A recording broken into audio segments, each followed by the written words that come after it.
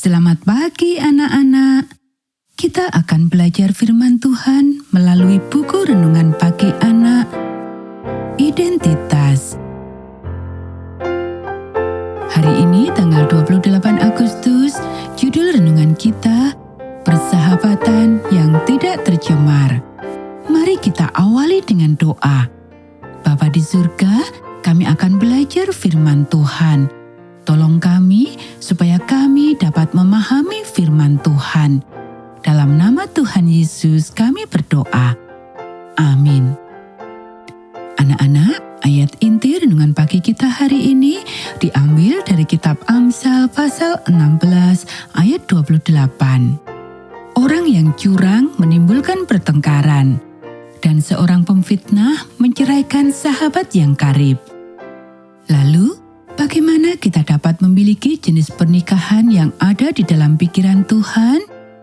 Seperti kebanyakan hubungan, semuanya dimulai dengan persahabatan yang biasa-biasa saja.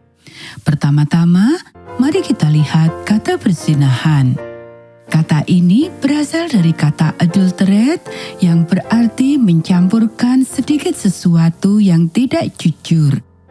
Jadi, makanan dapat dipalsukan dengan racun atau dengan bahan non-makanan.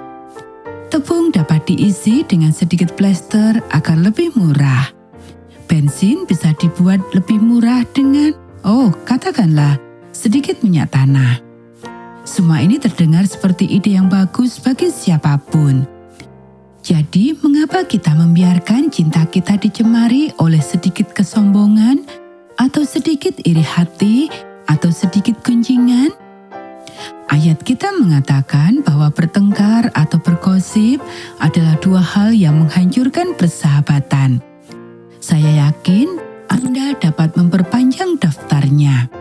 Keegoisan, menceritakan rahasia, berbohong, bermuka dua, sesungguhnya apapun yang tidak menempatkan Allah di tengah-tengah setiap momen adalah berbahaya.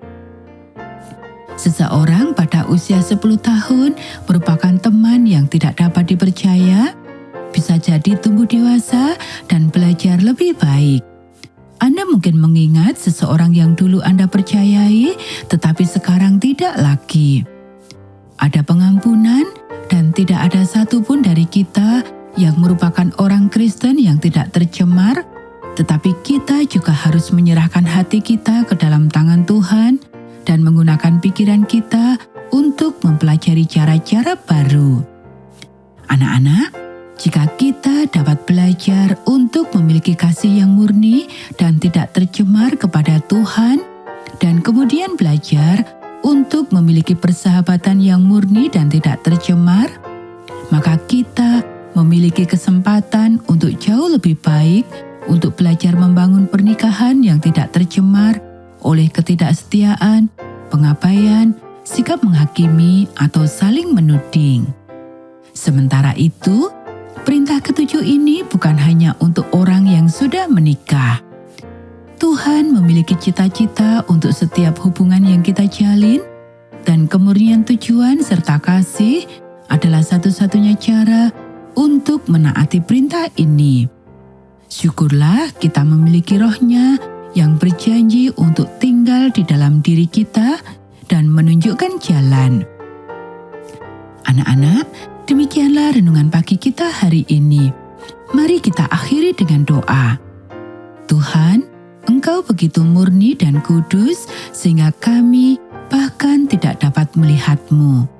Kami hanya dapat membayangkan kasih-Mu yang murni dan tidak tercemar dengan melihat sekuat tenaga pada wajah Yesus, dan bahkan itu sudah lama sekali dari sudut pandang kami. Tolonglah saya untuk hidup dengan Yesus di samping saya setiap hari dan melihat semua hubungan melalui mata-Mu. Tunjukkan kepada saya di mana saya telah membiarkan kepalsuan, keegoisan, atau kesombongan. Cabutlah semua itu. Berikanlah saya kasih-Mu yang sejati selalu.